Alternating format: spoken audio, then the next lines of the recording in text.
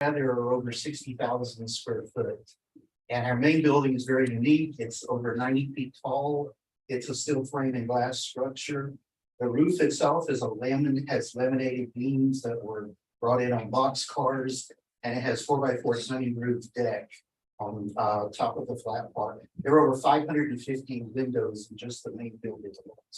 It's a very unique structure. And I know that this issue has been going on for some time, and we appreciate your patience with us during that time. But I assure you that we take this matter with the utmost of seriousness. We've not completed all the items. As far as I know, we've completed everything but one. Okay, and what's the one pending? The one pending I understand is the overhang, the wood decking on the roof, the overhang of that. And that would be on the large structure on The large structure, the middle building, the largest building is the part that I understand. So, the part that's still pending. But we've already done quite a bit. We replaced the 10-foot windows in front of the building, which was really complex. That actually took us a couple of years because of the impact glass requirements and additional weight of the structure. The trim and the facade was replaced and rebuilt in the front of the preschool building. The parking lot drains were cleaned commercially, and was also completed painting, polishing, and pressure washing. But due to the extensive cost of repairing the overhang on the roof, we were advised to consider the cost of all of the items that needed to be done on the building, and put all of those in together and decide what would be the best long-term solution for that specific building, whether to repair it or whether to tear it down. And for some time after the Miami Beach condo collapse, we were trying to get estimates and hire contractors, but we're not able to do that for some time until more recently. But now we've gotten estimates and reports from contractors, and we're this time in ongoing meetings with our denominational meetings. We also are meeting with other churches to see about the possibility of partnering or working with them or getting additional resources from them, so that we can get it taken care of, the whole thing taken care of. So we, won't have to be back here, but more importantly, so we can, get to serving the needs of the church, of course, and the city itself. So, right. So let me, I don't have a lot of knowledge regarding it. So I understand the structure is a big structure, so the issues, the overhangs. And you were talking about whether to repair it or to go ahead and demolish. Are you talking about demolishing the entire building altogether? A large portion of it, yes. In order to go ahead and correct the portion about the overhang problem, or to go ahead and make the repairs. Has there been a decision on which way the church wants to go? There hasn't been a decision. We have gotten estimates we've begun that process. Okay. We've had other people come in that are independent. Our church has had internal meetings about it. We've also had meetings with our denominational equivalents that work with us. Our church is actually independent from the other churches. In other words, they don't tell us what to do, but they do work together a lot and help each other. We've also had meetings and begun the process. We already met just like this past week with another large church that's looking at how they can help and assist us in matters. So we're continuing that process, and then we need to present it to our own membership to decide, okay, here are the options. We've gotten some information, but the information we've got is not completely clear. So we don't have exact estimates with signed contracts. So we have ballpark figures that from contractors who are easily giving estimates. Okay, so where is timeline wise? I understand it's a different process because you have as many people that have to go ahead and give their input and make a vote on it, and a large financial amount that we're talking about. So in terms of when are these meetings set? In other words, when is it reasonable to expect that a decision is going to be made? Because obviously it has this I don't know which is the case, but it has a 17, which tells me it's from 2017. And I understand this is the biggest issue, which unfortunately has lagged a little bit behind everything else. I wish we would have done them concurrently, but this is where we're at. So let's try to go ahead and set a kind of a plan of when things are going to be happening so that we have an end. Sure. I would think that within 60 days, we would be able to know what the decision was, what we were gonna do. Which directions we were gonna go, who we were gonna meet with. Not that it would actually be all completed by that 60 days. But as far as the meeting and as far as knowing, having the strategy, knowing, deciding what our church was gonna do. That part of it, I think we'll see this about, I hope to have done in 60 days. Okay. All right, let me go ahead and for the inspector, have you gone out to the property? Yes, Okay. yeah, we went out today. We have some pictures for today. Yes, we can. My little days were right on the local park officer for this property. So we have some pictures that were taken today, but since we're having some difficulty with the. Gotta get it might be able to show them. So, yeah, the property has actually complied outside of those. These right here? Yes. That will give you a little bit more of a reference. Absolutely. So that soffit is the only thing that they're pending. So originally, they had like mold and mildew on the walls, which they have pressure washed and they have painted. They had a lot of overgrowth throughout the property. They have taken care of that. They have pressure washed the sidewalls. They had some columns that needed repaired. They have taken care of that. So as of right now, the only thing that is pending is the soffit, and of course, because of how the structure is built, it's not an easy repair. So that's why the compliance board will continue to grant them more time. And there's no issue regarding that, I guess that's for both of you, there's no issue regarding the roof replacement, because of the condition of the roof, because it's hard to stay from there, and obviously we have a ladder up. Go ahead and look at that. The last hearing that we had was actually that the May, I think it was May 3rd of last year. He was granted 90 days because as per what he explained, he was getting an estimate to base the whole roof. Okay. It's the last thing that we were mentioned. So it sounds like this time that even replacing the roof is off the table, so the choices are getting the building in its entirety or just repairing the soffits. That's the issue, the roof, and there's some spots on it. It's being repaired. If when spots, start leaking, then they're repaired, but we're aware and know that the entire roof needs to be replaced, that it's time for it to be replaced. And wings, I don't know quite, but you can see it this way. This is shingle, but then when you go out to the wings, that's a torch down. That's a flat roll roofing over the 4x4. And we got an estimate on that for 140,000 to replace that. But when we got that, that's when the roofer came on and said, "Are you sure that you want to do this? Does it make sense to you? Check everything and make sure that the repair of everything and what it might cost you to bring it back." We had some air conditioner issues with the main building as well. So what he's doing is saying, look at everything and make a decision going forward. And we're just not sure that it's feasible. It's the building, it was trained hands originally, but unfortunately the made too big for our comfort.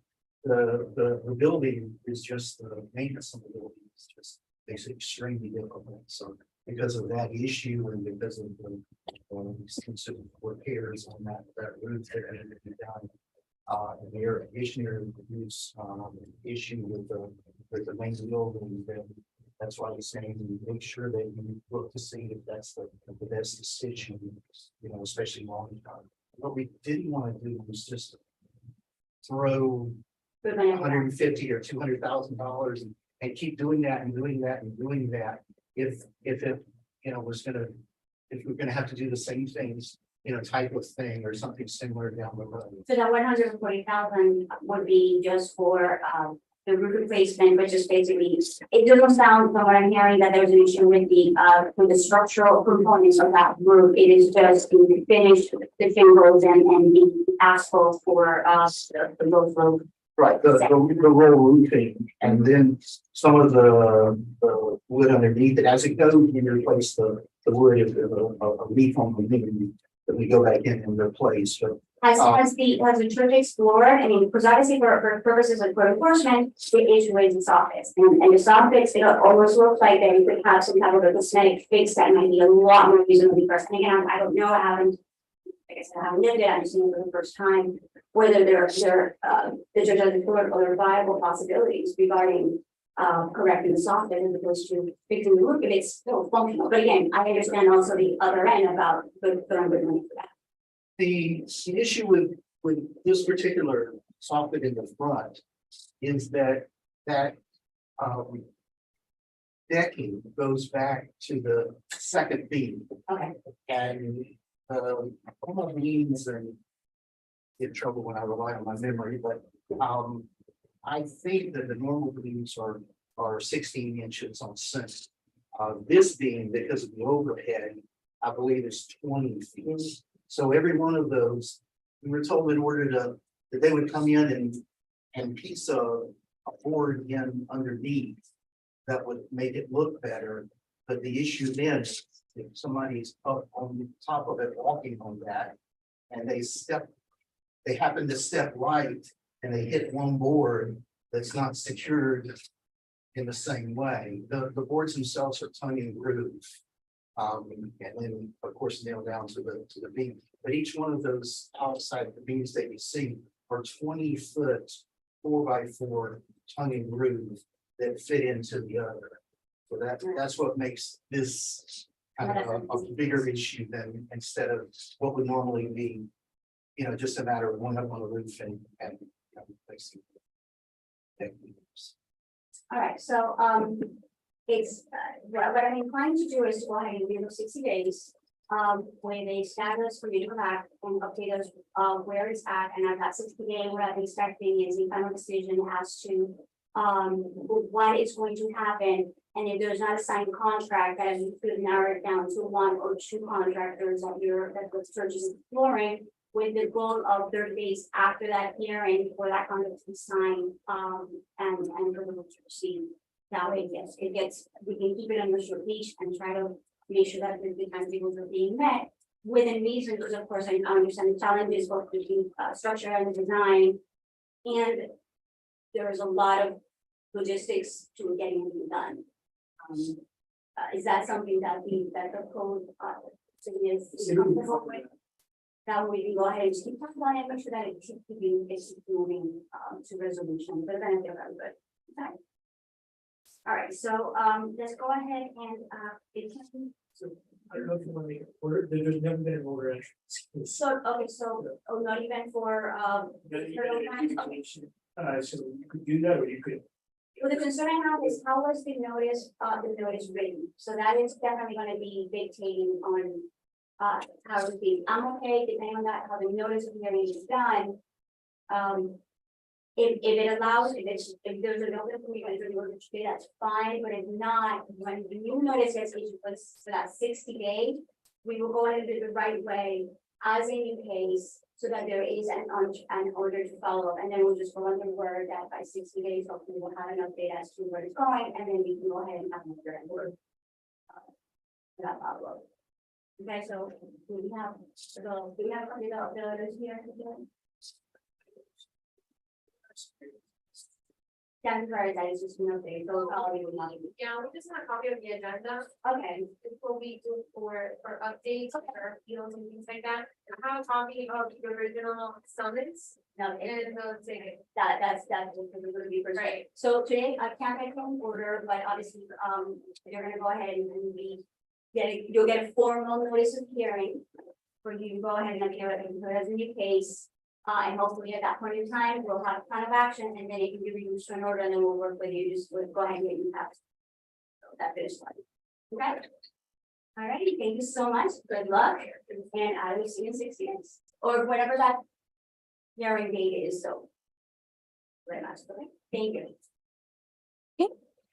Just for a kind of roll call, we do have 656 East Drive here, and the gentleman that just walked in is for 330 Miller Drive.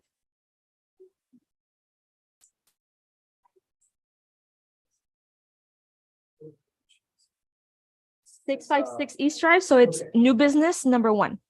So agenda item 4.1. This is case number, and there was a scrivener's error on the agenda. This is case number 23-0176, property address 656 East Drive. This is for a violation of section 151-04, without a permit.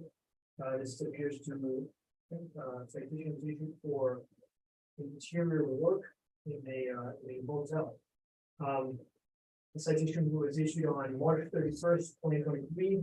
There was a $100 initial penalty. It has not been paid. No appeal was requested, so the violation is not complied, so the city is bringing it forward. Set for hearings.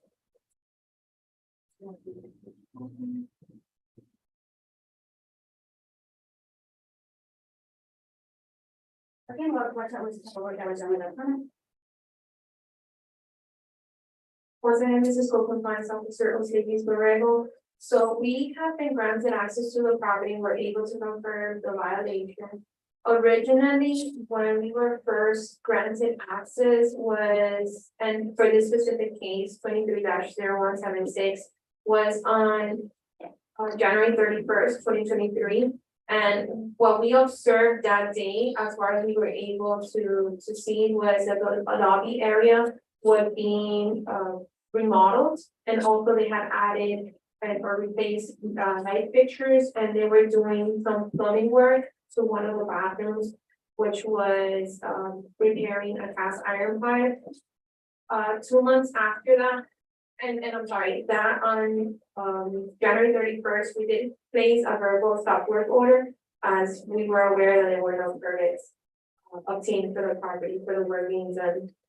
So 2 months after that, on March 31st, I noticed that work continued to be done. So I did pass by, I issued a $100 citation as per the notice that was mailed to the property. And we noticed that more work was being done. So I did place a stop work order that day again. And I spoke to the manager, a gentleman that mentioned he was the project manager as well, and they did ask all the workers to leave. Then on April 5th, we met with the project manager, Tony. He walked us through the whole building, and we were able to observe that besides the alterations that were being done to the lobby, they were also doing some soffit work. The bathroom and the lobby was being repaired. There was new tile installed at the lobby, wallpaper installation. They're also building sort of like an exterior bar. They have replaced some of the shower enclosure. Also, some bathrooms were either lacking or some of the exhaust fans were replaced. We also noticed some alterations to an exterior overhang. Also, we observed light fixtures, outlets that were being installed or replaced, and also there were some outlets, new outlets that were being done for TVs to be hanged on the wall. Those were our observations that day of April 5th. I'm gonna say that you cover every single scope where possible in a building.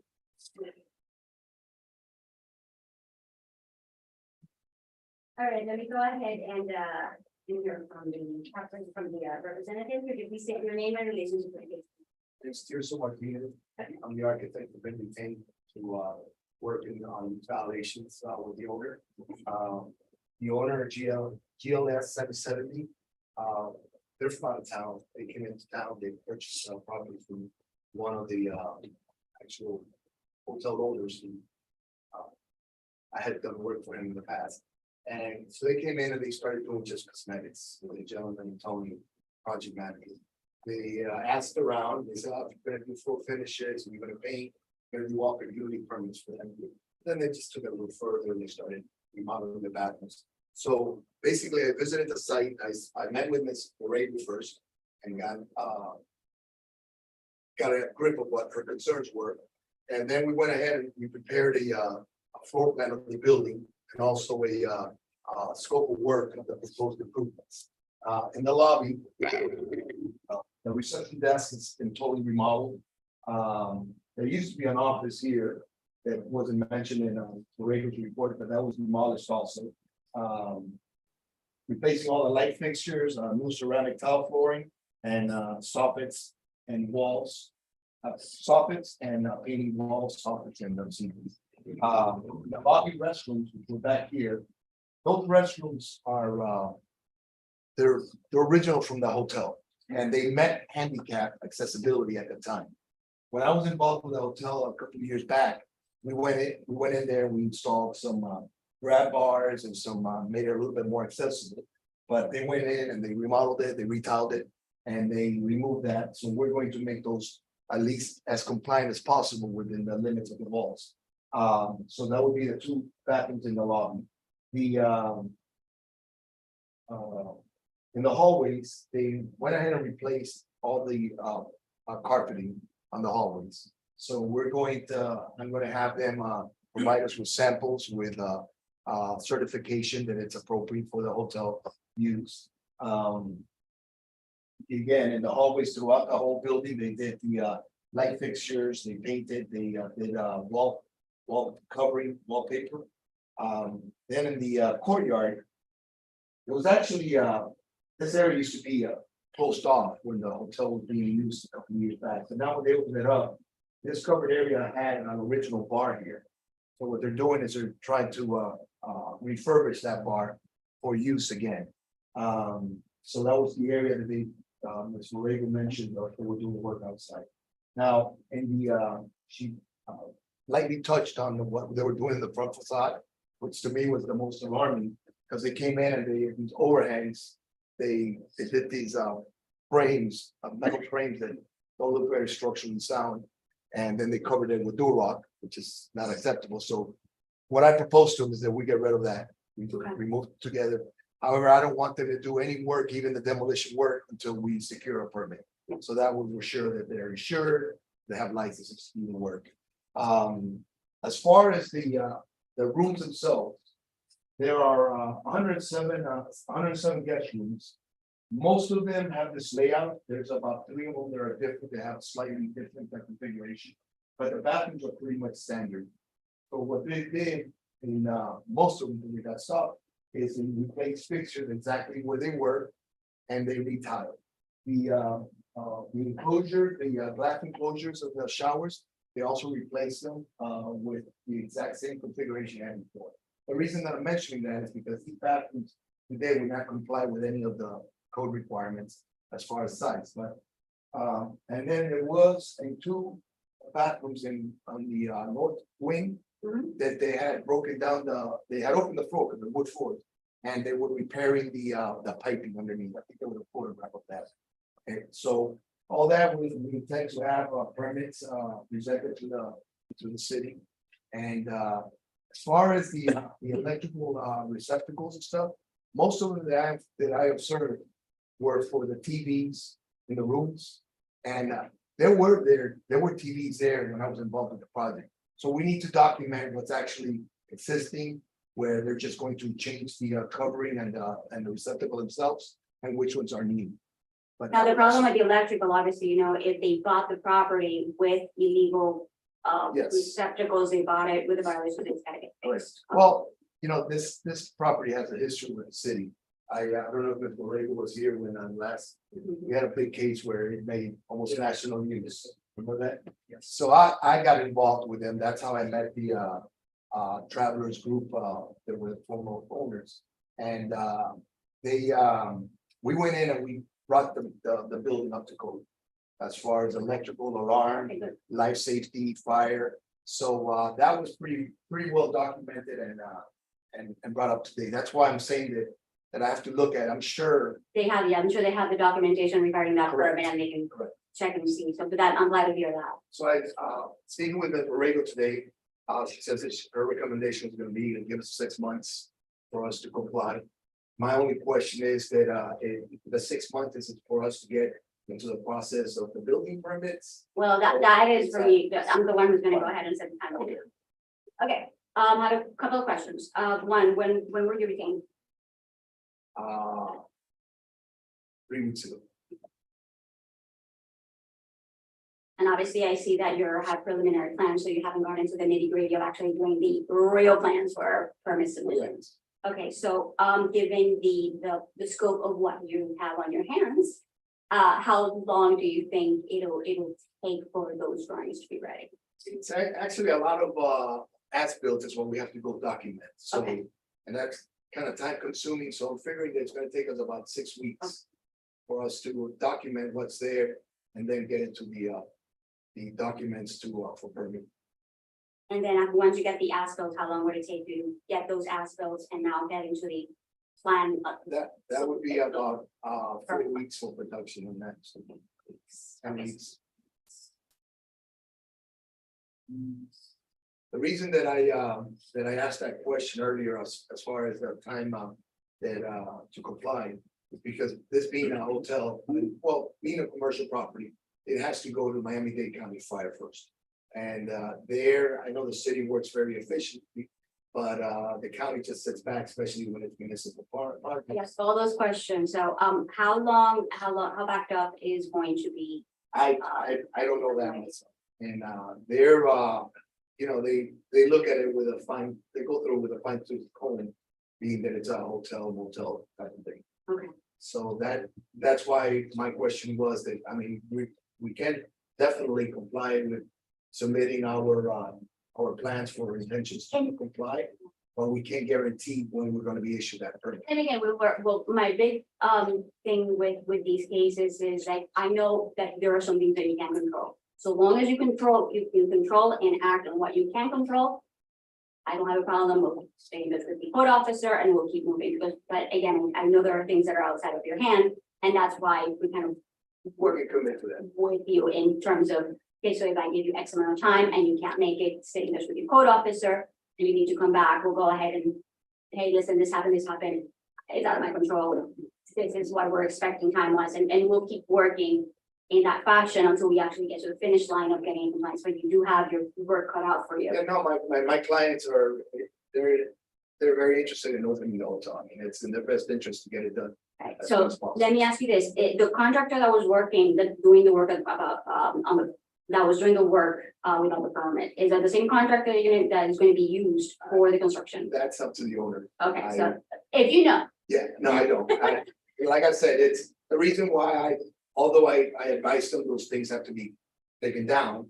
And, you know, if they want to come up with another solution, that'd be fine. But I don't want to do even any demolition work of what they have done illegally, just because I can't guarantee that they have license or insurance. and not only that, the fact that there was a violation of a stop work order to me is a big problem. And in some instances, I'll go ahead and have the city go ahead and tackle the contractor and bring them before me and tag them as well too, because either they might not have licenses, they might not have the proper insurance. And somebody that would go ahead and violate a stop work order kind of tells me that they really do not value the relationship they have with the building department, because these are the people who, when a professional like you comes in and now has to go through permitting, they're the ones issuing the permits with their licensing number, so. Well, they're It doesn't definitely jive, serious. you know. Like I said, it's that, you know, my clients were kind of disconnected and had somebody running the project for them. And yeah, I don't think there was any bad intentions on any of the points. It's just they were misinformed, and no, it's not an excuse for it. Big secret stop work. Okay. Let me hear from the city. Any comments from so far as on what we've heard, or? No, we appreciate the background. It sounds like to the extent that there was work, simply just it was work done without a permit, ongoing work though.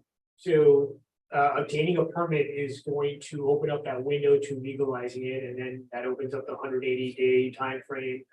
I don't know what's gonna happen.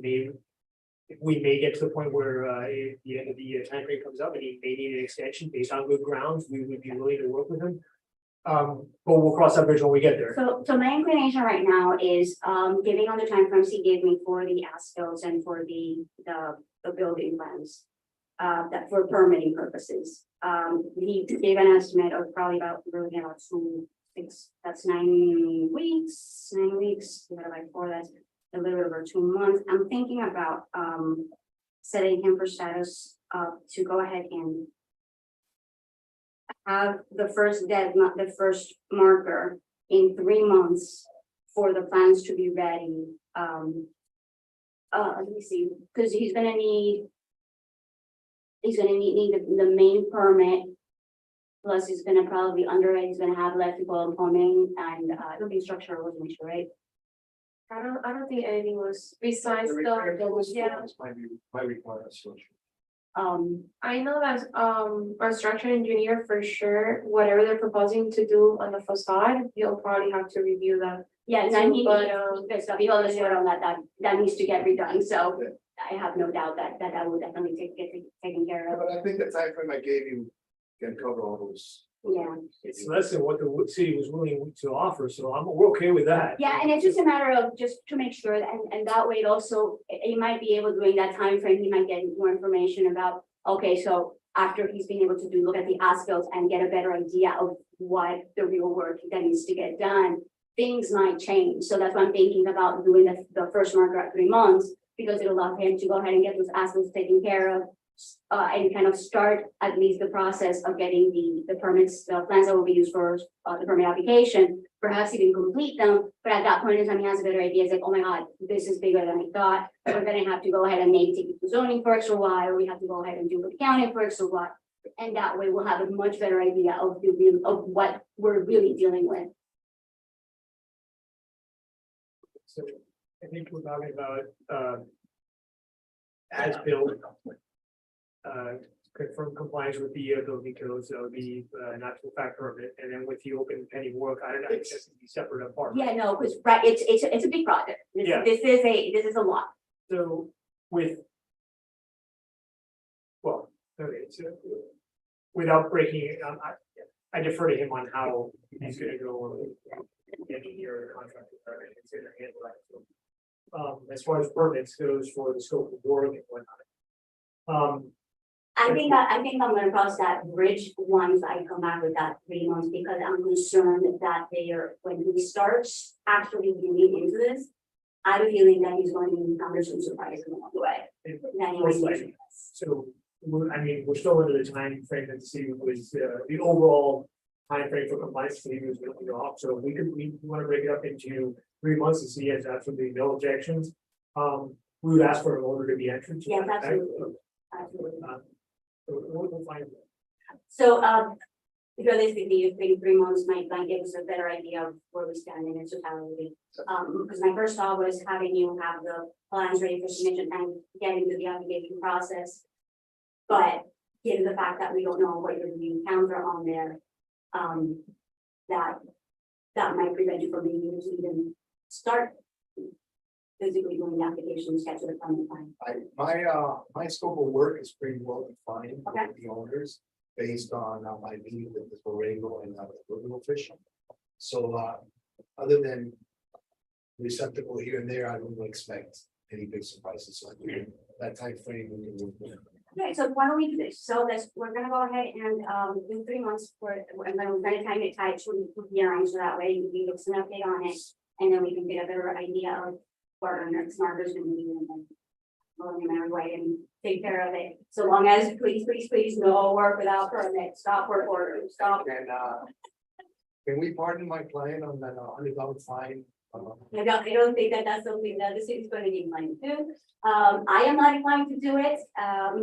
It is a commercial property, it is a business. They bought the property, it is us doing business, so yeah, I think the fine is going to stay. But I will definitely appreciate your updated professionalism and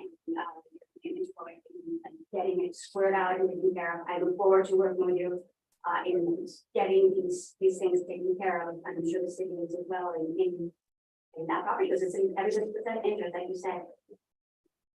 All right, so, I'm gonna go ahead and enter the ruling.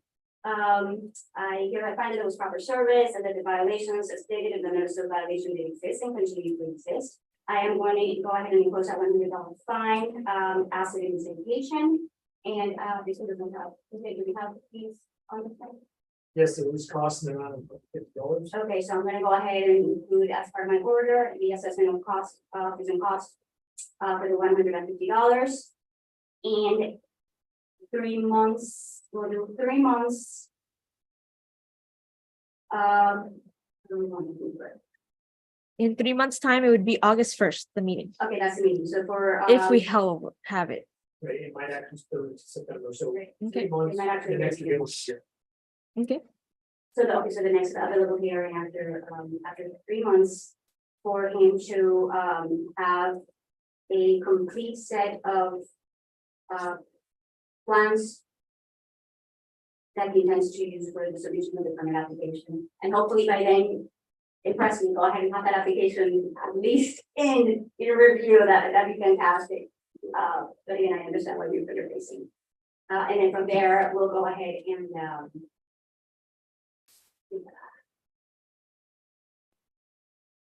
so I'm gonna go ahead and do it.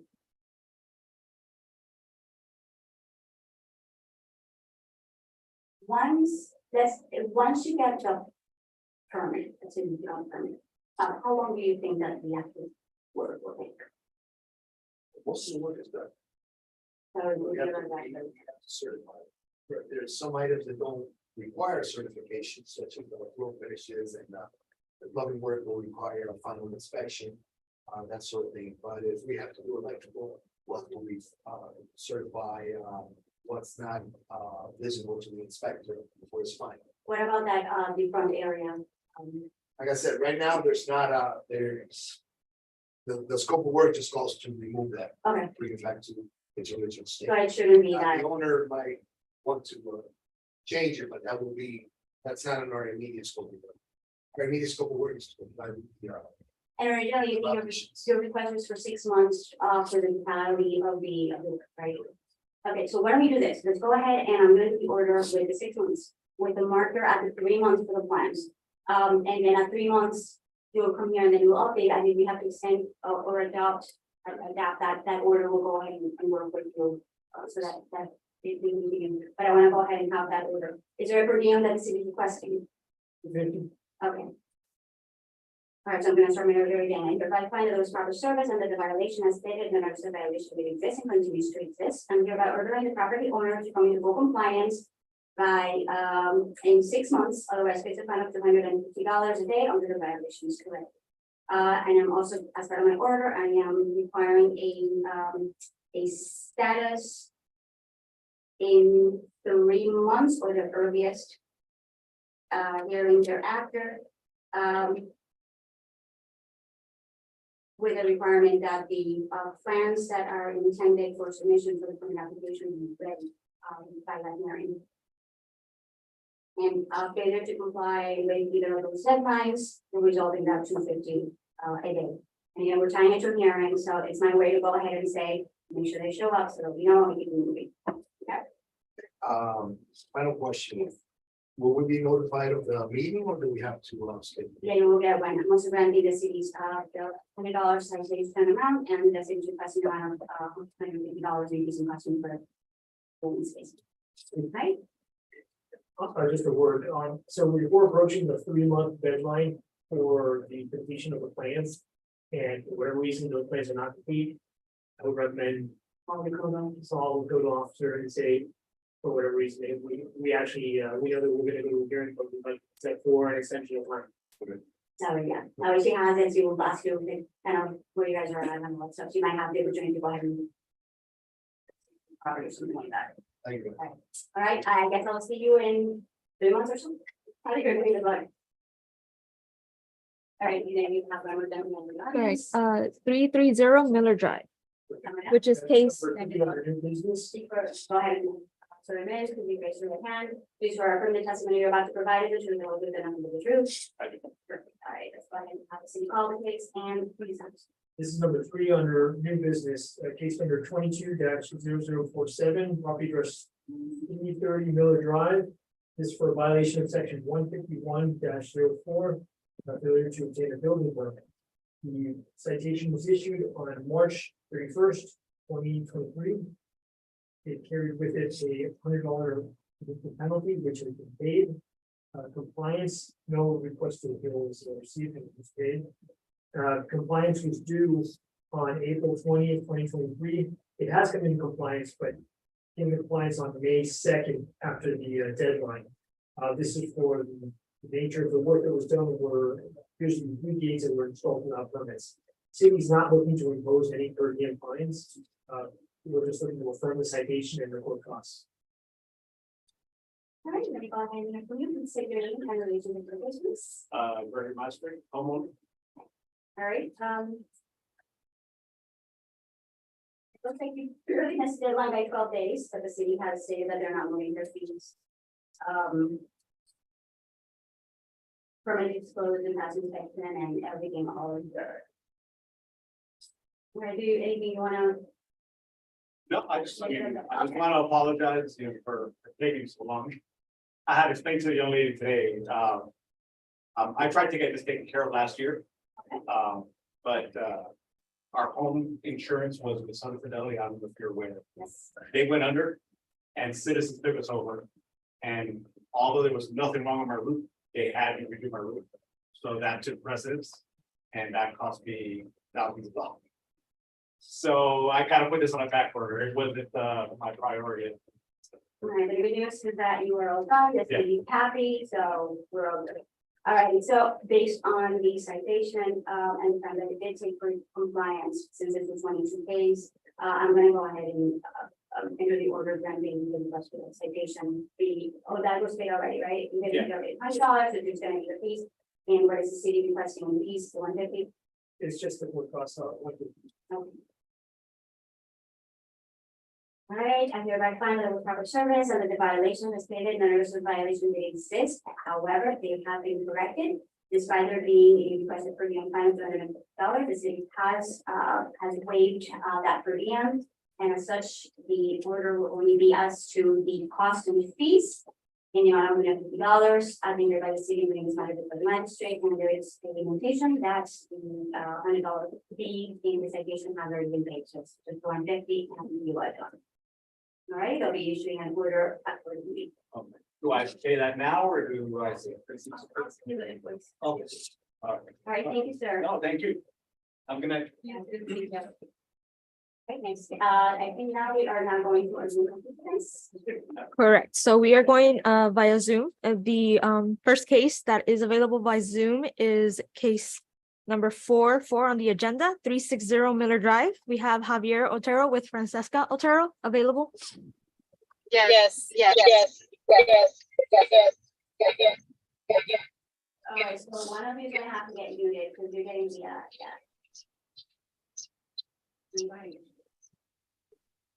This is case 22-0046, property address 360 Miller Drive. This was a violation for section 151-04. Looked at without a permit. Application was issued on March. And the initial penalty was $100. It has not been paid. Compliance was due on April 20th, 2023. No appeal or request for an administrative hearing was received. To date, there does not appear that the violation has been corrected. I'd ask the code inspector to provide a brief description of the work that was done. This is called Officer Odalis Barrego. So it's sort of similar to the other case, they're actually neighbors. So yeah, it's just pretty much for the gates that were replaced without a permit. okay, but, is the work still, is there a permit application now? I'm gonna write yet, okay.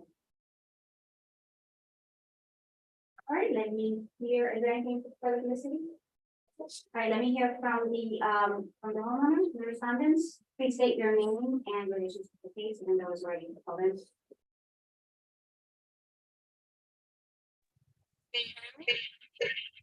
State your name and relationship to the case. Okay, so my name is Francesca Montero. And now, so the violation as stated, by the city in that citation is in reference to those gates. And the requirement was for there to be an application, submitted so that you could actually get a permit, for that work that was done without a permit. Where are you at in reference to getting that taken care of? Yes, so Greg is actually my cousin and he's gonna help me draw the same plans that he turned in this morning that were approved. And I'm gonna pay for the fine and we're gonna do all that hopefully tomorrow or Monday. Okay, so, there's a survey, right? Maybe a survey. Yeah, Sorry. nothing has been submitted, yeah, so there's a process. That's what I'm asking, because it sounds like, it sounds to me that in order, because of the gate, is a fence, there would be a survey requirement, right? Yes. Okay, so I just want to make sure that, the homeowners understand that it's not fine. Okay. Sorry, I couldn't hear what she's saying. I'm sorry. So, because of the type of violation that you have, it's relating to that gate. When you build a fence, gate, or even if it's just a gate, as part of the permit process, part of the application, you're gonna need a survey of the Yes. property. Okay, do you have that already taken care of? Like a recent survey, I have to look for it at home. If not, I could get it taken care of.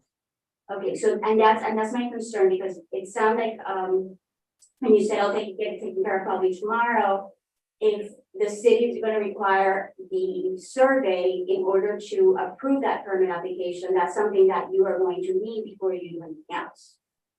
Okay, yeah, because I know I have a survey for the pavers that we did, but I'm not sure how recent you guys need it. Yeah, that's. How, Like, depends on the jurisdiction, how. Yeah, so we require it to be less than a year old. Okay. If it's over a year old, like, the other property owners, right, he was able to recertify his because nothing had changed. Alright, okay, so I think what she's referring to is those gates, need specific, specifications, details. And that was the only thing that he was pending to get his permits issued, because he had actually applied for the permit last year. It was just that he was pending that detail that he submitted today. So I think that's what is referring to as far as the drawing. But yes, there are other requirements that you will have to meet, same In a as. different place than they are. Okay, great. So, and that's where I was trying to get to. Okay, so your neighbor actually was able to just get that drawing like you described it and get it in faster because he had already done the legwork of the permit application a year ago. And as part of that permit application, he had to get a survey. Okay? And okay, for him, he was able to take the old survey and get it recertified with the same surveyor that did the other one. So if you can find that old survey and contact the surveyor and get you certified, then you're ahead of the game. Because it's a lot faster to have that recertified and cheaper than have them come out there and go ahead and redo the survey. okay, Yeah, the city actually does offer that service. An inspector goes out, there's an inspection fee that has to be paid, it's $50. As long as nothing has changed on her existing survey, so that's what. How back up, because that might be something that's gonna be cheaper. Yeah, that actually gets done most of the time the next business day. Okay, is that something that you might wanna explore, instead of actually having to go, 3 seconds. Okay, yes, if I you might wanna explore, it might be faster and. yes, if I get the number, So that might be something. Yes, that you I'm might interested. call the city and, look into having them be the ones who go out to do the survey, take care of that survey section, and that way you can go ahead and expedite the application process and it's gonna be a lot faster with the survey. Okay. And then once they have that. yes, Need the NOA, is it the same, or is it gonna be the same documentation as the neighbor?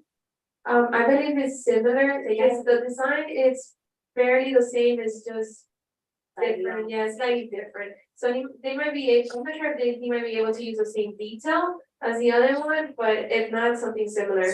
So maybe what you wanna do, again, I'm here to go ahead and each of my ruling, I just give suggestions, that's it, you do whichever way you want. But given that it sounds like it's very similar, get a copy of that, and maybe when the is it a different person, is it from somebody, the person of the service? Yeah, it's a building inspector. Okay, so if she shows him that drawing, or the design for the next drawing we're had, he might be able to say, yeah, or nay, right then and there. I mean, I would say as long as she submits, Yeah. I will always recommend her to pass by the building department, get all the requirements. I know they have a requirement sheet with exactly everything that she needs to submit. She can come in with a copy of her survey. There's a form if she wishes to recertify with the city that she has to fill out, Okay. allowing access to the inspector into the property. So she can give me a call tomorrow morning and I can go over this.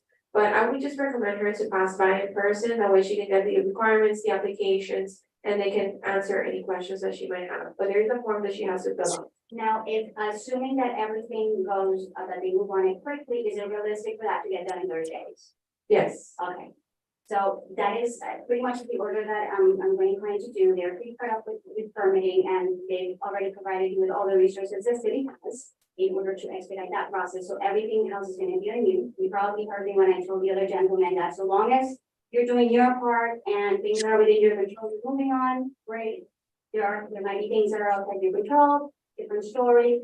But so long as there are things that you do within your control and you keep moving, we will work with it. So it's gonna work with you in getting you there, but it sounds like it's pretty straightforward right now. So I am going to be entering an order for the 30 days. For you to go ahead and do the compliance. And you definitely want to go ahead and stay in touch with your code officer, let her know you're having any issues. That way she knows and she can work with you and vouch for you if it ever has to come back. Hey, listen, if the homeowners were very cooperative, just go ahead and give them the extension of time versus nope, they dropped the ball, they didn't do anything, never called me, and that's a different story, okay? All right, so. Alrighty, I'm here to find that there was proper service under the violation as stated, and the notice of violation did exist and continues to exist. I'm hereby ordering the property owner to come into compliance within 30 days, otherwise, face a per diem fine of, how much is it, like $100 a day until the violation is corrected. And I'm also, granting the city's request and imposing the $100, fine in the citation, and is there a request for fees and costs? Yes. Okay, I'm gonna grant the issue request in the amount of fees and costs, and I'm at $150 as in here by the city regarding this case. Okay, so you're gonna get an order in the mail, that basically is gonna say, that the $100 fine in the citation needs to be paid, plus the $150 in fees and costs to be incurred by the city, because this came to magistrate. And I'm gonna give you 30 days to go ahead and get that permit taken care of. It's an after the fact permit. The city has offered you all the resources that are available to them, so go ahead and I've already call right away and get those things moving. If you need, like I said, additional time or something comes up, same as with your court officer, because she'll work with you, okay? Okay, so who is it that I have to call tomorrow? So you wanna go ahead and call, I don't know.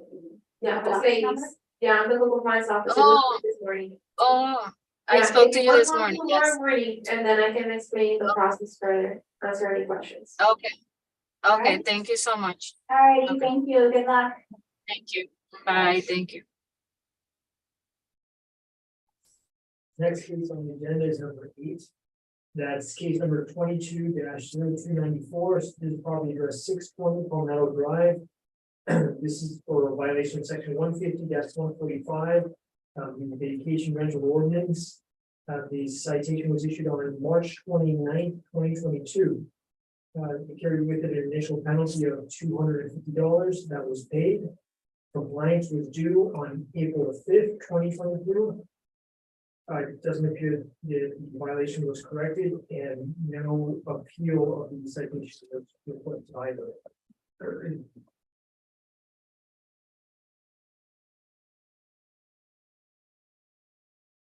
So we have the code officer. So this property has been advertising vacation rental on the Airbnb platform. I think it was issued as the city attorney mentioned back in March 29, 2022. It was actually paid I would say fairly after we received it, April 4th, 2022. However, no compliance has been met. When he passed by the city to pay for the ticket, he did submit the registration for the vacation rental. However, one of our requirements is for the property to have an issued business tax receipt. So we were not able to process that. I am aware that throughout this time, he's been in the process of obtaining this, however, this has not yet been done. Now, what is required, what is required before you can get that business tax? 'Cause I know some jurisdiction actually require an inspection and then in addition to the licensing. I don't know exactly all the requirements. I know that. I mean, it's a fairly easy process. I think, currently his main problem is that the fire department is because fire, the county is requiring a fire inspection for this, properties. So it seems like he's being required to install some, like exit signs or like emergency exit signs, I don't recall exactly. But as far as what fire is requiring, everything we need is pretty much proof of documents, you know. So that thing that goes into what the other gentleman, the architect, was actually talking about, that because it is hospitality and commercial, that they have to go to the county and get the fire, which is not uncommon in other jurisdictions regarding that business tax certificate. But it seems like the department may be on the county end. Let me hear from the property owner. Could you please state your name and relation to the case? My name is Diego Ramos. What was the second part? Your relationship to the case. You the homeowner? I'm the owner, yes. Okay, perfect. All right, so it sounds like your holdup is with that business tax on the county. You probably are more informed about that Yeah, with that section than any of us. So if you could give us an update on where you're at with the county. yeah, sorry. My only due out is the Miami Fire Department requires signs and sketches and things like that. So they failed me in the inspection. So I couldn't turn in, everything's done. I couldn't turn in the paperwork because it was going to be denied because the fire department, had these violations that I didn't know was required until after the inspection. So the inspection results came to me like 2 weeks ago. The biggest part is that I have to put these, I guess, neon exit signs at the entrance and at the exit of the property. And so I haven't done that. Once I've got that done, then everything's complete and I can turn everything in. But everything's done. The licenses, the registrations with the state, all that's done. Let me ask you this: those you just mentioned like neon, the exit signs. It sounds like are they lit exit signs that the fire department is requiring? In other words, is there electrical involved, and whether you're going to be to do some electrical work to get that happening, or is it just something that you can even? No, it's electrical work. I mean, honestly, I think it's, my personal opinion, I think it's a little silly. It's a 1,500 square foot house, and to put an exit sign right at the entrance that remains lit, and then another one at the back of the house is required, but it has to be electrically connected. It can't be just like a neon sign with batteries. Yeah, according to what was told to me. Hence the question, because if you have to now get into I have to add electrical to go ahead and make this exit, you're gonna go ahead and go into a circle because you wanna make sure that you get the permit from the city of Miami Springs for the electrical work. And Right. then it's done, and then you call fire from the county, and then how we inspect so that those can be there. That's correct. And so my plan is to have that. Hopefully, I'm hoping to get it done in the next 2 weeks, and then everything's ready to go for the rest of it. But I wasn't going to turn it in knowing that I would be failed in the process. Now, do you have an electrical contractor or Yeah, I don't know if that's something that you can actually do. I was actually not aware, because I don't handle the business tax receipt portion of it. I was not aware of. Yeah. So So it's I a little, really it's a have little to bit go into the sign and things like that. I am aware from other properties that this is something that has not taken them as long. So, Oh, it, You know. it seems like it looks like an older house, so I can tell that probably the electrical portion would be a little bit more of an issue, but my question to him was, do you have a contractor that you think is gonna be able to do that work for you, or is that something that you can do, getting a permit and get the work done? I'm sorry, was that for me? Do I you couldn't have hear you. an electrical contractor who will be able to do that work for you, or whether you're doing it yourself? I don't know if you have the knowledge of an electrical or the contractor, I don't know. Yeah, Um, I've got to find someone that does that kind of work. I don't, I've never done that. So I'm sure I can find it. I mean, I don't think that's difficult. My plan is to do that. What you probably want to make sure is that it is a licensed contractor, because you are going to need a permit. Yeah, Follow yeah. me on it? So, you're gonna need a licensed contractor that can go ahead and apply for the permit with the city of Miami Springs. Then they have to get a permit, and then it has to get approved. Then when you have your signs up, and then after you have your signs up, then you'll be able to go ahead and tell the county to go ahead and do the reinspection, and then their sign will be up. All Right. so They'll do another inspection and then hopefully pass, and then I can turn in all the paperwork. I think it's probably gonna need about 60 days. I'm sorry, what was that? I think you're gonna need about 60 days. That's what it is. That's what it is. Yeah, To get a sign over the door, do you think it'll take that long? the problem is not you have to find the electrical guy. And then if he's gonna apply for the permit, that's not the hard part, the city's not gonna be the hard part. Getting him to do the work, passing the inspection from the city for the electrical.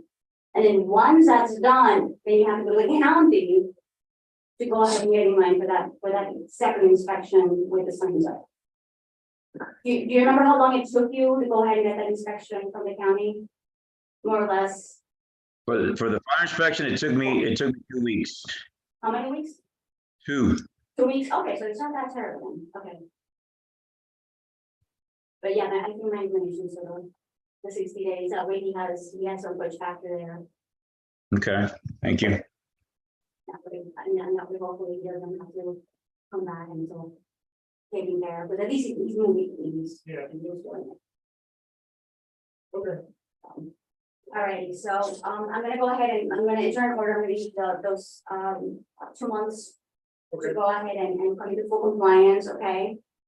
That means that will be sufficient time for you to get the contractor, get the work, get the permit for the electrical, get the work done and inspected, and then reach out to, the fire department with the county to go ahead and get the reinspection, and hopefully then the business, license will go through. yeah, he can actually apply for it. It'll just be pending that approved fire inspection. Yeah, but I mean, it's up to him, if he wants to do that, he can do whichever order he wants. He just has the two months to go ahead and do compliance. Okay? All right, and obviously like the purpose saying that the report officer and any hiccups come along the way, keep them are updated. Hey, listen, I just got the contractor, he's getting the work done, permit has been applied for. Just keep her updated on your progress, even though it's a small project. Just keep her updated so that she knows that you're working, you're moving, and it's getting done, okay? Okay, can do. Thank you. All right, and I heard the $100 citation has not been paid, or is it paid? It was. Okay, it's paid, so the only thing is when paid. It was $250, the initial penalty was paid, Okay. so the city would be requesting costing $150 and the 30 of $250. Okay. All right, I hereby find that there was proper service under the violation of state and the notice of violation that exists and continues to exist, and hereby ordering the property owner to come into compliance within 60 days. Otherwise specifying of, you said, 250 a day until the violations are corrected. I'm also granting the city's request in the amount of $150 for legal costs incurred related to this matter. And there with a notation that the citation amount in the amount of $250 has been paid. Okay? All right, so you'll get an order in the mail. Thank you for that. You want to go ahead and see it all done. You should be able to get it done in those 2 months, and hopefully, no offense, but hopefully I won't see you. It's later down the road, okay? I'm sorry, I'm having a hard time. What was that last part? I know, I just said that you have 2 months, stay in touch with your code officer and update her own progress, and hopefully, no offense, but hopefully I won't see you, but later this year. Good luck to you. Okay, all right. Bye, thank you. Leave that refused for the case that we're in, someone attended. We still have, We're not on the agenda, but just Oh. on as far as the cases that. Your case is done, sir. If you Oh. wanna log off. oh, his, yeah. But you're welcome to stay. If it's all right, I'll just go down the order. Okay, perfect. Okay, so the next case on the agenda is number 2 under new business, that's case number 22-0234, property address 210 South Snowrose Drive. This is for. I'm so sorry. We still have people on Zoom. That's why I was confused. Yes. So we have 417 Lafayette. Miss Georgina Raimundo. So that's number 9 on the agenda. Case number Yes. 22-0871. Property address 417 Lafayette. This is for a violation of section 151-04. Worked on without a permit. There's a aluminum roof was installed. Citation was issued on March 21st, 2023. The initial penalty was $100 and was not paid. Compliance was due on April 10th, 2022. And it doesn't appear that appeal or request to appeal was filed. Okay, and I don't remember if you were on for the swearing in. Raise your right hand.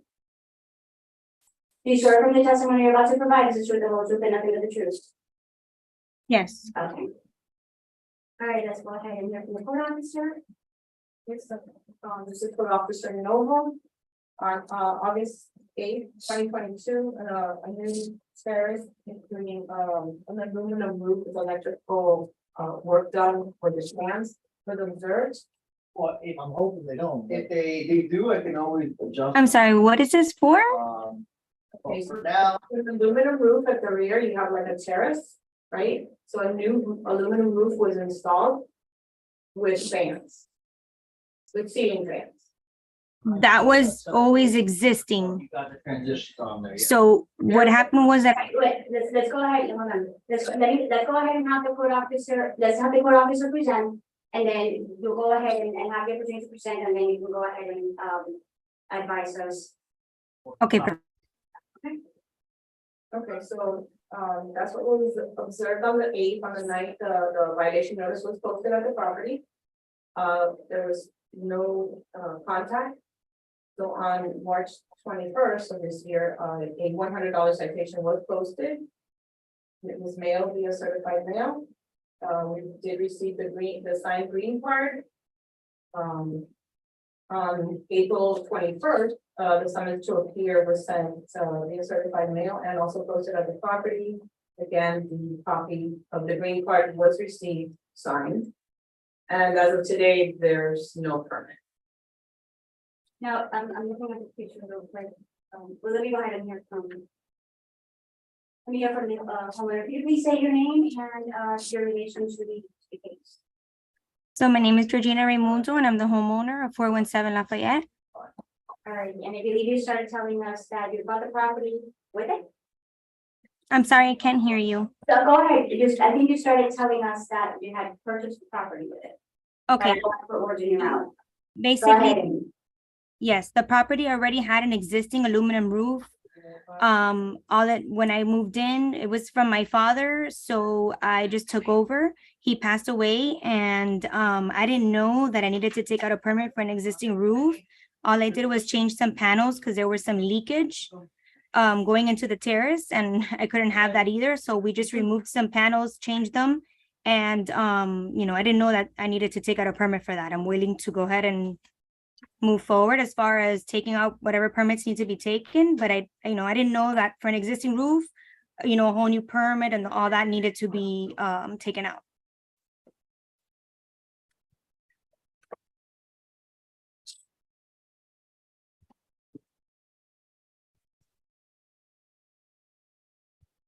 Yeah, this is the worst, all right, so it sounds like you know what needs to get done, because you are exactly on point. It's a matter of, getting an after the fact permit and, for those that repair or re-roof that was done. It looks like a new roof, probably. But again, she's aware that she's going to be requiring a permit to go ahead and get it resolved, whether it was one panel or the entire roof. Okay, so have you been able to talk to any like roofers or anybody who can help you with getting the permit process? I haven't, but I'm willing to go ahead and move forward. I know that you guys had said that you guys issued a citation. Honestly, I have not gotten I don't remember getting a citation mailed to the house, so I don't recall. I would have, complied with whatever it is that needs to be. So where do I begin as far as paying the citation and moving forward? Like, I know if I need a roofer, I'll go ahead and do that, but what are my next steps? That way I know, because I know that this is going to be a little time consuming only because things need to get processed and all that. So that way I know, All right, so I have a picture, there's a picture here on the file that shows that the citation was actually left inside a clear plastic bag on your door Okay. on March 21st of 2023. So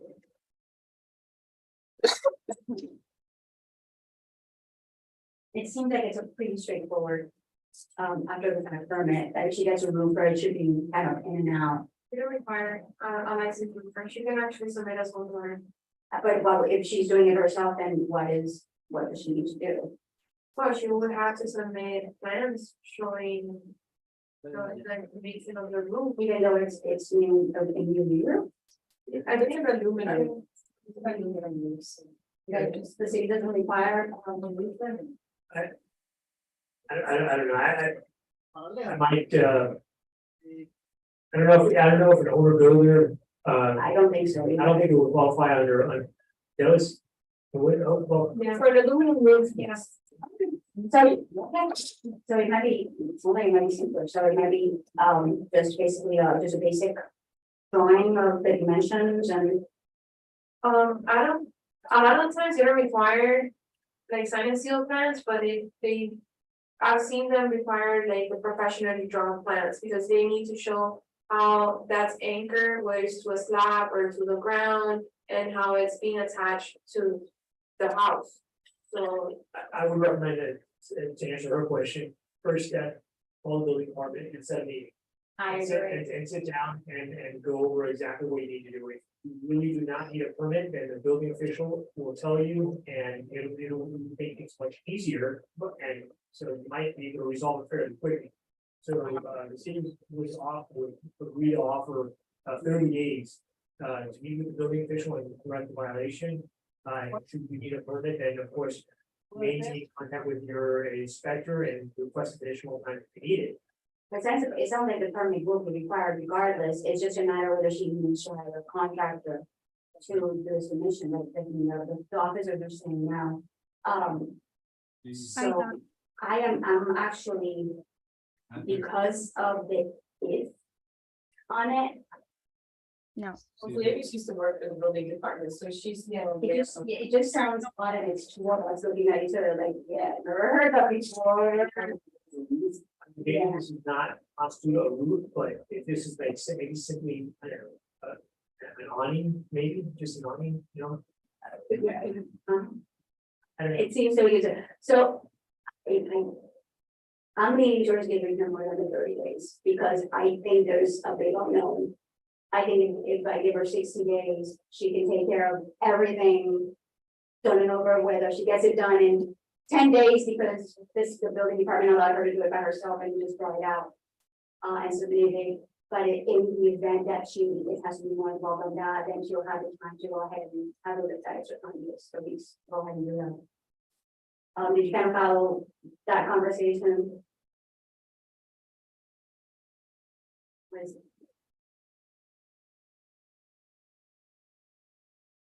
Mr. Mundo, did you follow that conversation, where we were discussing? I'm sorry, I'm a little confused because I know that you guys. So let me go ahead and I'm gonna go ahead and basically. Want to confirm. So, the code officers, because of the type of violation that they're seeing. It is their understanding that you don't need to hire a, roofing contractor. To go ahead and apply and get that. In my experience, and the city attorney's experience. We typically have, the jurisdictions have that requirement for it to be removed. But again, depending on the structure and depending on the jurisdiction, everything is different. So I might be sort of wrong about the legal mover. But because I'm concerned that if I only give you 30 days and it turns out that you do need somebody, you need to hire somebody to help you with it, because it's more involved, then we want to go ahead and give that. I want you to have that extra time just in case. So what I'm going to be doing is I'm going to issue an order to give the 60 days to come into compliance. But something that you probably want to go ahead and get moving ASAP. And I would start, if I were you, again, I don't tell you what to do, I just give you time. But if I were you, I would go ahead and call the building department and get information so that they can provide you with the specifics as to what is it that you need to do to get there, okay? That Okay. was the original last minute. Right? Okay, perfect, thank you. Contractor, it looks like, for those ceiling fans. Oh, because of the ceiling fan, okay, so, so there's an electrical there. Because those were existing as well. That's why I'm like, I was a little confused because You everything, wanna- So here, so you wanna go ahead and part of the, so when you make that phone call to the building department, ask about that, because it is possible. That there was an electrical access there, maybe for a light, maybe not for a fan, but maybe for a light. But if there's no new electrical there and it was a light, it might be okay. But if it turns out that there was never a permit for that electrical in there, then we need to hire an electrical contractor to go ahead and get that permit taken care of. So you have two issues, one is the roof, the other one is the electrical. Before you do anything called tomorrow, I suggest you go ahead and call the building department and find out what you have to do regarding the roof. And to get more information regarding that electrical on that switch. okay, Depending on the information you get, then you know what you need to do and you need to hire professionals on that. okay, perfect. Thank you so much. So, alright, I hereby find that there was proper service and that the violation as stated in the notice of violation that exists and continues to exist. I'm hereby ordering the property owner to come into full compliance within 60 days, otherwise fix a fine of $100. Yes, $100 a day until the violation is corrected. I'm also imposing the $100 fine as stated in the citation. And the granting the city's request in the amount of $150 for fees and costs incurred regarding this matter. So you're gonna get an order to that extent. So 60 days to go ahead and come into full compliance. Stay in touch with your court officer. Because that way she knows what's going on, and if you need assistance or she's there to help you if something happens, you want to keep her updated, okay? Okay, perfect. That would be Rosemary Noble, right? I'm sorry? That would be Miss Yes. Rosemary Noble? Yes, that you got it. That's her right there. Perfect. All Okay, right. Good luck. You'll get an order in the mail. thank you. Thank you. So the last available owner would be case number 10. So 410-960 Hunting Lodge Drive. We do have Roy Campbell available. Yeah, I'm here, present. All right, I need to be able to see you, sir. Okay. Please for the initial part. All right. You raise your right hand. Swear from the testimony you're about to provide is the truth, the whole truth, and nothing but the truth. Yes. All right, let's go ahead and let the code officer present. The city present, and then the code officer. it's case number 23-0334. Property address 960 Hunting Lodge Drive. This is for a violation of section 150-017, recreational vehicles in the front yard. And the citation was issued on March 27th, 2023, and carried with it a one-time fine of $200. It appears to have been paid. The due date for compliance was April 11th, 2023, as not in compliance. Inspector, please state your name for the record, discuss any details you'd like to add. Yes, this is code compliance officer Novo. So on March the 8th, 2023, I did speak to the homeowner at the property regarding the motorhome that was parked in the front yard. He promised to remove the motorhome within a couple of days. On the 15th, the motorhome remained, so a citation was issued on the 22nd of March. The ticket was a $200 ticket, was posted at the property, and it was also mailed, certified mail, return receipt.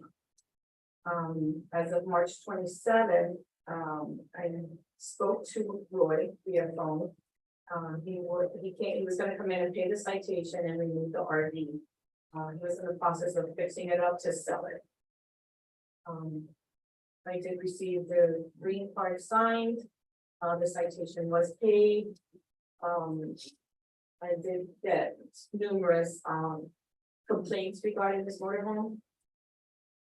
So I issued a summons to appear, received the green card, and as of today, the motorhome was part of the property. And I see there was, that was the last inspection today at 154. Correct.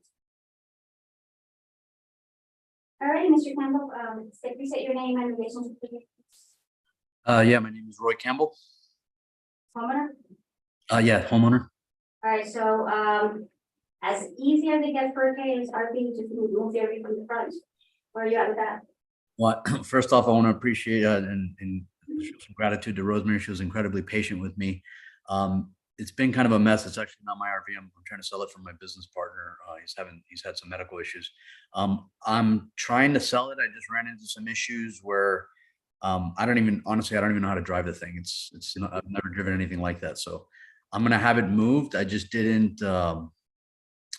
When you're trying to sell it, I need access to it to show people. So it's kind of an issue if I park it out a lot, trying to show people. So I didn't know what kind of time frame I had.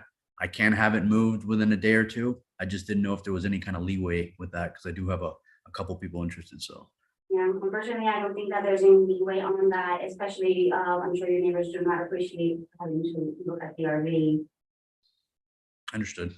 So, how long do you said a couple of days?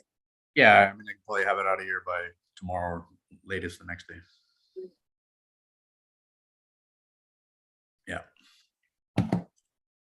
You have a location already where it's gonna go, made arrangements for? Yeah. And quick question though, if I did want to bring it, for a day to show people, is that a problem? What is your ordinance say? Is there like a short term? It's really nothing, we do, grant a couple of days here and there. If you were to contact me and let me know that he's gonna have it there for a day or two, then I wouldn't have a problem with it. There you go. Just give her a heads up. Yeah, so anybody call and say, no, he's in the process of selling it, and I would explain it, so. That's what pays off being nice and code officers. Yeah, I know. Trust me, this thing's been a nightmare. I think for me and my neighbors, I guess. I've had the nightmare of boats, but there are me. There you go. Okay, so, all right, so what is the city requesting then? Week, I guess. That's what I was thinking, Saturday, give him 7 days, that way he can get the logistics, get it out and, make sure that he has a place to put it in, get it transported. It's gonna be like a couple more days to go ahead and do it this way. And then anytime you need to go ahead and show it, just contact your code officer, let her know, hey, it's out, and you bring it over, it's gonna be here for 48 hours and then. Yeah, I'll let Rosemary know. I'll call her ahead of time. Send me a text better, because I've been out.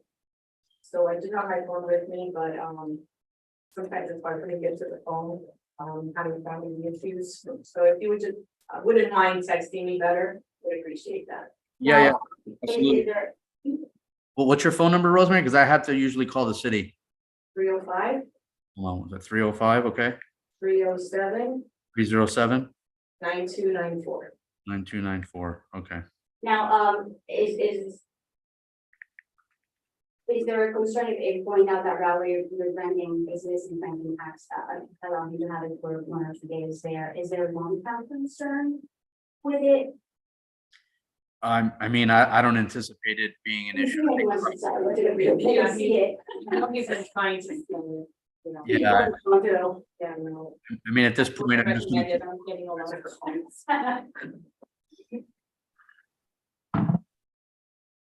All right, so we'll go ahead and we'll do 7 days, just for the price of that. But obviously know that you can't leave it there long term, because otherwise you're gonna get cited again. And it'll be a meeting, so it'll be more expensive. Proposition. All right. understood. I appreciate it. Thank you again, guys. Thank you for the time. I hereby find that a violation as stated, and there is a violation that existing continues to exist.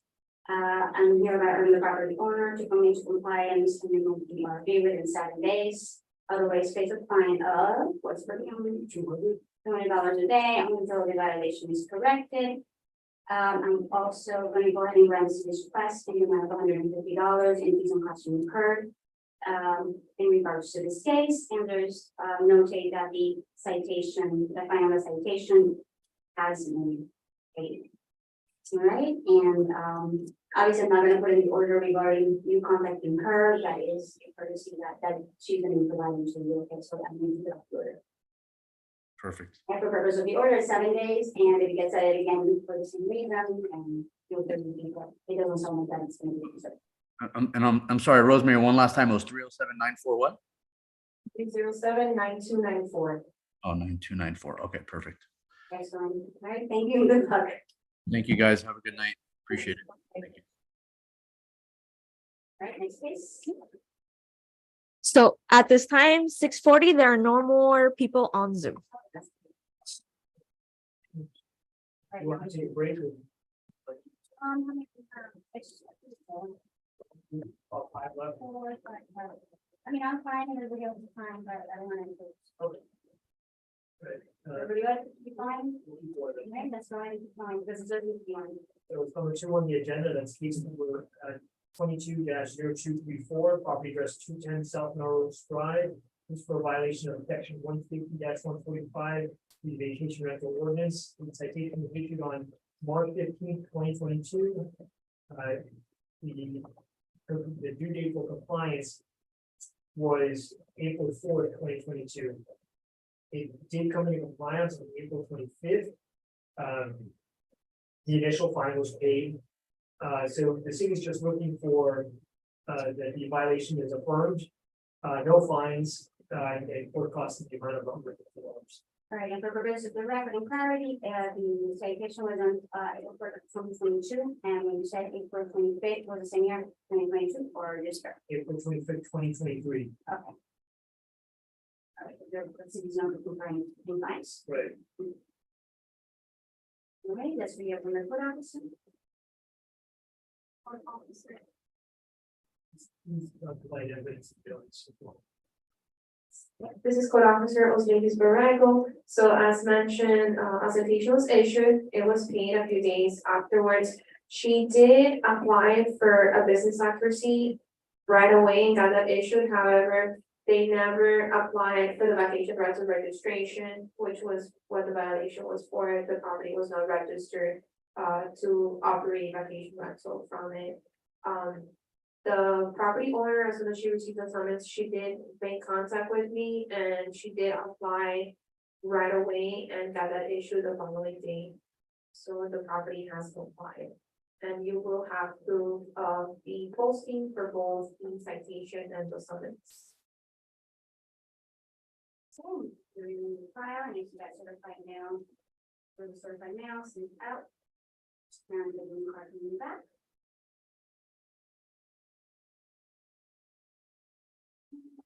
Also, the citation. Oh, okay, so we just put out, so you just use.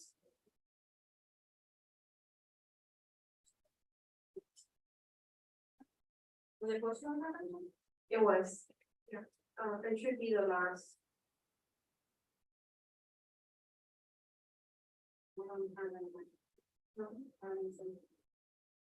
First of all, I should testify that it was on fire. Is that for the, are you looking at for the ticket or for the? I'm looking at all of them.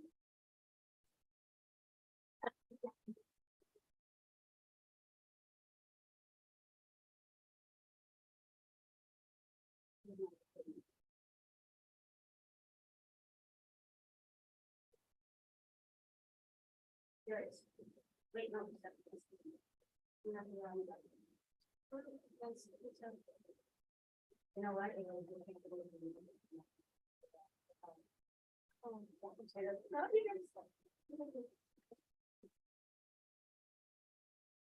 Alrighty, I hereby find, well. Hereby find that there was proper service and the violation was stated, the notice of violation did exist, however, it has been complied. And that the fine for city citation has been paid. I'm gonna go ahead and grant the city's request in regards to the $150 in fees and costs incurred by the city regarding this matter, which will be used to order. All right, next case. Next case is number 5 on the agenda, case number 22-1004, property address 490 Glencrest Drive. This is for violation of section 150-015, parking of a commercial vehicle in the city limits. The citation was issued on March 8th, 2023. The $100 initial penalty had been paid. Was paid, compliance was due on March 28th, 2023. To date, it has not come into compliance. Inspector, please state your name, provide a little bit more detail about violation and proof of notice. So this is for Officer Alcides Barranco. So this property has actually been issued several citations and has been notified on several occasions in the past. And typically they'll remove it, the commercial vehicle for a few days and they'll just bring it back. You will find an email that I received from the property owner on May 1st, where he stated that he was not going to be able to attend the hearing, that he would like, if possible, to reschedule. I did explain to him that he can connect through Zoom to this meeting, however, as of today, and he did express, so let me just clarify for the record, the person that lives at the property is not the actual owner, Nelson. Cardenas is his brother, Ernesto Ramos, so he's the owner of this vehicle. He had previously stated that because it's under the 10,000 pound limit, that he believes that he can have it parked. However, I did have a meeting with the city attorney, and the city did confirm that this is considered a commercial vehicle as per our codes. So he was explained, as I mentioned on several occasions, that he cannot continue to park it on the property. But that has not yet been complied, but he did pay the citation. All right, so we did the citation. I'm assuming the truck's still there, and how many times are being cited for the same thing? I believe, I would say about 4 to 5. And go all of those through the citation process and gone through the court board, It has not gone into the board. so it's not within the magistrate, right?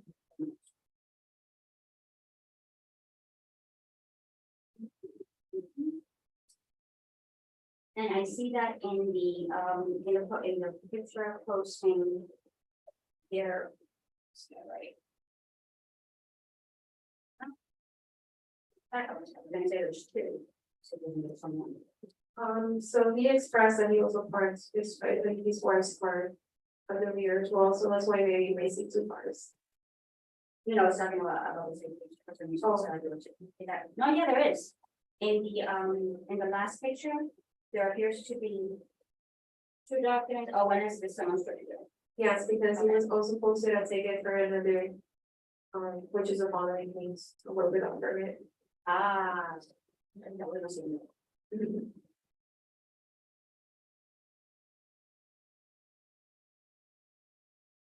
All right, what is the, and it's your know that you don't have to respond by Zoom or in person, and what is the question? City's requesting no time to go into compliance. For the fine in the amount of $100 and cost of the amount of $150. Okay, and like that is a new case coming to our position. Legal magistrate workload, in $20. And you said the citation was paid, all right. So I hereby find that there was proper service under the violation as stated, and the notice of violation will exist and continues to exist. I'm going to give the property owner 24 hours to come into compliance. Otherwise, face a fine of $100 a day until the violation is corrected. I'm also granting the city's requesting amount of $100 in fees and costs incurred in regards to this case, and notating that the citation fee, the fee of the $100 in the citation has been paid. The next case is against the same property. This is case number 22-0302. This is for a violation of section 151-04, work done without a permit. It appears that there was tiles that were installed in a patio and a gate was installed. The citation was issued on March 8th, 2023. Carried with it an initial penalty of $100. It was paid. Compliance due date was on March 28th, 2023. Today, currently the violation has not been corrected. Okay, and this constitutes as a repeat offense. Inspector, please take it for the record, just provide evidence and notice and discuss the nature of the violation. This is Code Officer Osiris Guerrero. So this case was actually opened March 21st, 2022. As Jose mentioned, this property is a repeat violator in the past. I believe on other 2 occasions. The brother of the property owner, who's the one that lives on the property, he actually pacified the department. He has made up the citation, and he also met with a building official on Friday, April 28th, and he has acquired all of the documents and all the information that he's required to submit as far as legalizing the permit. Again, through email, he made it clear that he was not going to be able to attend the hearing, and that he had started the permit process. However, he has just acquired the applications and the requirements to legalize the gate and the tile at the rear. No permit has been actually applied for. So right now it's just taking the documentation that you will need for it, but nothing beyond Correct. survey, no. Yeah, nothing has been submitted All yet. right. And when there was a statement regarding it being a repeat, does that mean that there was a prior case that's related to work without permit property? Yes, he currently has a running. Okay, and they have been reported? Yes. Sounds like that.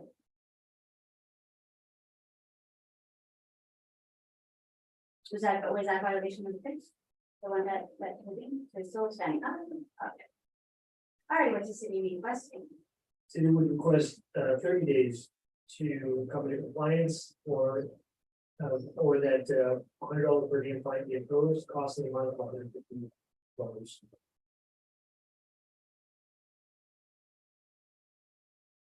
All right, if I find that there was proper service and that the violation is stated and the notice of violation that exists and continues to exist, if this is a repeat violator and such, I'm gonna go ahead and order the property owner to come into compliance within 30 days. And I'm gonna impose a per diem fine of $250 a day.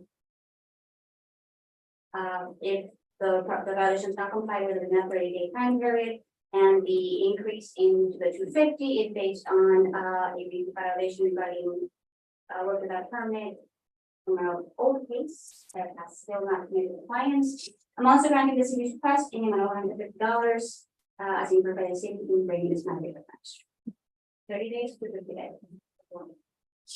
The next case on the agenda is number 7. It's case number 22-0293, property address 601 La Villa Drive. This for violation of section 150-145 vacation rental ordinance. It appears to have been advertising without a license. The citation was issued on March 29th, 2022. There was a initial penalty of $250 that was not paid. Compliance was due on April 5th, 2022. And no appeal was received. Inspector, please provide evidence of notice and details, more details on the violation. This is for compliance officer Ladies Borrego. So this property through the Airbnb website, we did confirm that it was being advertised without registering for vacation rental. The citation was issued, it was posted, it was mailed, regular certified mail. Same for the summons, however, no contact has been made with us or any actions have been taken as far as applying for the registration. Yeah, and it continues to exist, so one of, Was green card being returned assigned? I don't have it, so I don't think for either. No, I don't have any of my files, so for either, but the property has not stopped advertising. I did print out a picture of the postings for today. You will notice on the header that it does have today's date, so the property continues to be in violation.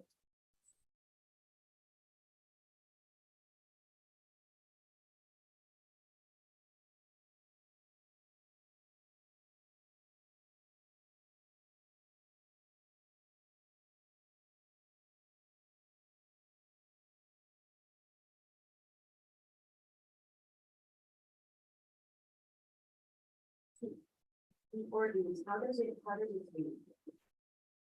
And where I'm going with it is, with for advertisement or which site, is there any,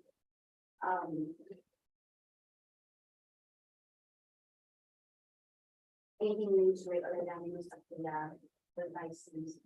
You know where I'm going. Right, so in order to advertise, you still need the license. But the question is, so I don't have a license and never get the license, and I continue to advertise now for on there, never paid license, and I just get a one-side citation and whatever the person is. Yes. That's what they will do. What is the charge for the advertisements, which they didn't know? So, yeah.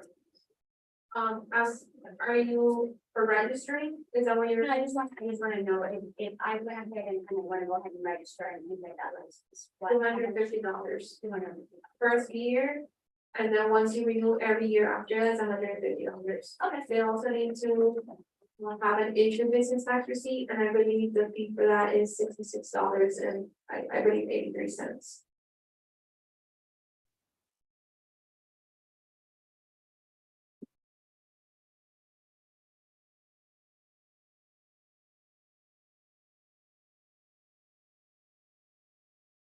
There's no communication, and it goes back to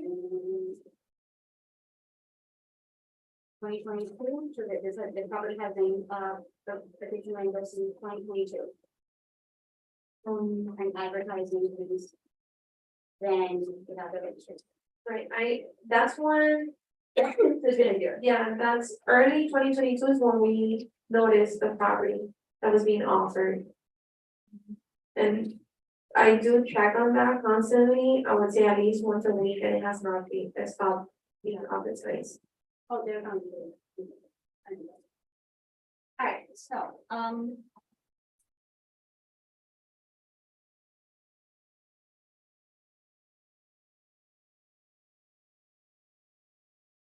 right, what is the second question? Now it's moving. They would request 14 days to correct the violation. They can remove the advertisement, get the license, either 1 to 14 days. Failure to come in compliance would result in a 30-day fine of $250. We would also request that the initial penalty of $250 be paid and court costs in the amount of $150. All right, and you're gonna find that there was proper service under the violation as stated, and there is a violation if exists and continues to exist. I'm gonna order the property owner to go into compliance with intent. Otherwise, pays a fine of $250 if the violation is corrected. Now, I'm granting this request for the fees and costs in the amount of $150 and the imposition of the $250 fee, fine, a statement of citation. All of which shall be due and payable within 30 days. Failure to meet either of those two deadlines will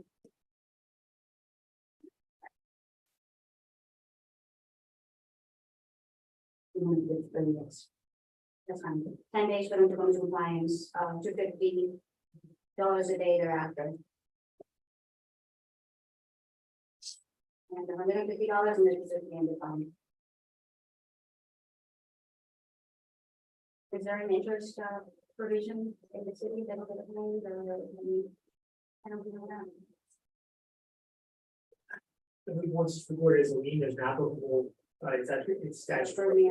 There's an interest there that includes. All right, so let's go ahead and make sure that if there's no compliance, they get back off the verification and the hearing.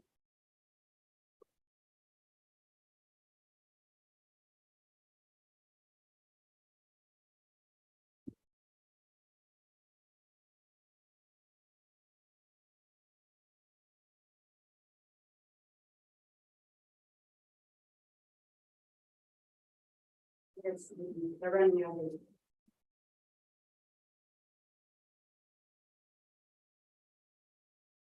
All right, Final case is under the appeals. all right, This is case number one, I'm sorry, case number 23-0408. The proper address is 404 Oriole Avenue. It's for violation of section 150-145 vacation rental. It's legal advertisements.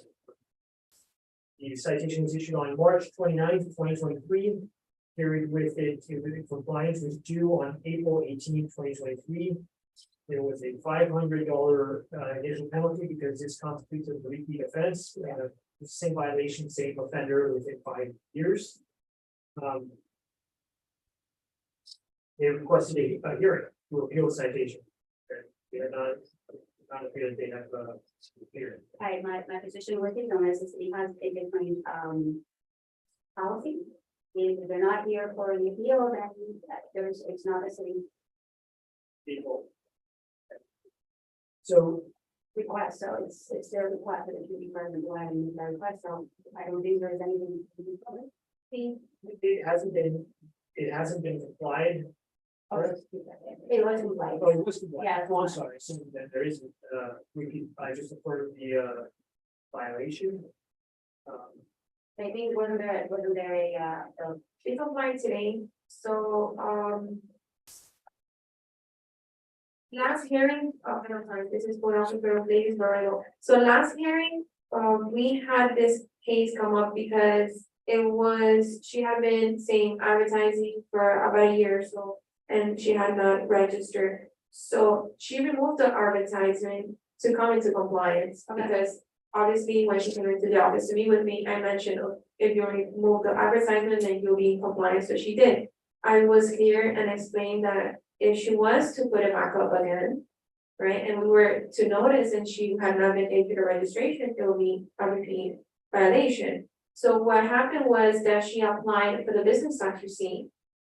It had not been issued or anything like that, so she applied and then posted it again.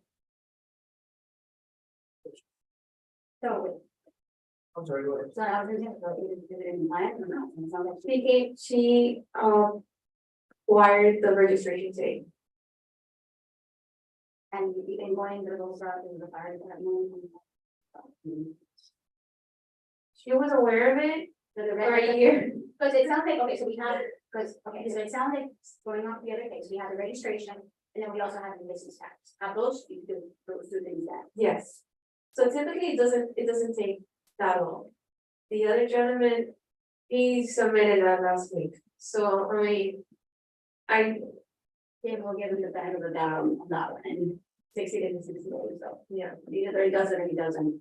So this one is in compliance, we can win compliance today. Yes. And, the submission for the appeal was based on, this appeal request made today too. No, the request was made, Requested an appeal before she came to compliance. she requested an appeal of the ticket of a $500 citation on April 5th, 2023. That was in the initial penalty they paid. No, So we can certify an order to actually be uphold the violations and she did request an appeal. And certify the $500. But it's not here for certification, so I can't do that, but right now, they don't get appeal it, there's nothing for us to do. Because of it, they're not getting the actual. What you said. she came into the office in the morning to pick up the certificate, the registration. And she did state that she was not gonna be able to come in, that if I was willing, she could send me an email, and if I was willing to print it out, and which is what I did. She wants to go ahead and move over the appeal, she can request to be on the next agenda and be present for it, otherwise it's their request. Right, I did state that I she can, questions. yeah, I did state that she can connect with the room, but. We'll reset it. Yeah, under the code, it does provide that. If the property owner requests to go ahead and get it decided, then But if not, then we would reset for certification. Oh, yeah. We have, the second floor. Yep. All right, we're done, thank you all.